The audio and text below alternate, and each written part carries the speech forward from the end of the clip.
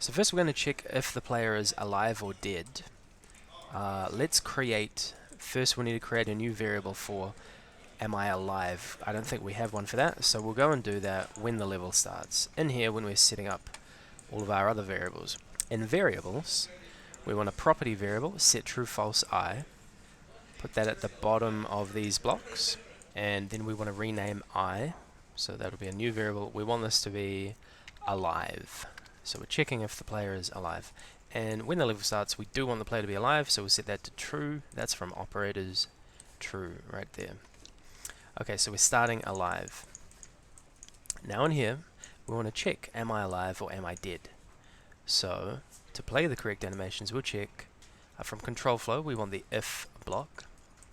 And we want this to be an if else, so it can have two outcomes of this check. So we'll click on that little cog there and drag an else into there. So this first part is going to check if alive equals true. Let's go to operators, grab that equals, go to variables, grab alive, there it is, and check if alive equals true. There's our true.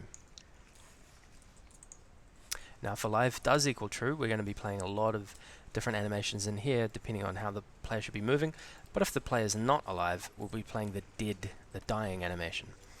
So we'll go to animations right here and grab play animation name.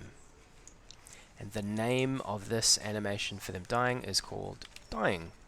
What we need to do is go find all of the parts where we want to tell the player to die in our script, and at this point I am going to different levels or restarting the level.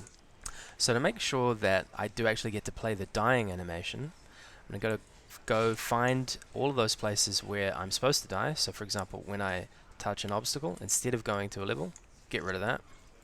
We're going to run a function. So we'll go to functions, grab to do something, and this function will be called die. And what do we want die to do?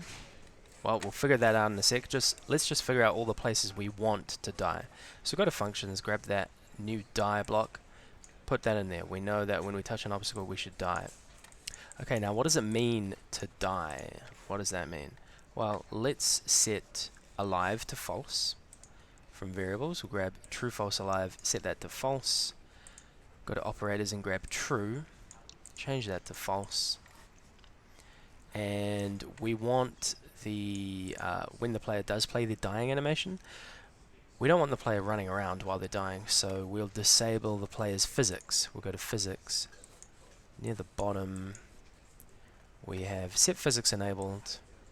Set that to false, so it disables the physics. That means it won't collide or won't move. Now let's test that out, see if we die nicely now. That looks good. Okay, now the problem is it's looping, so we can fix that.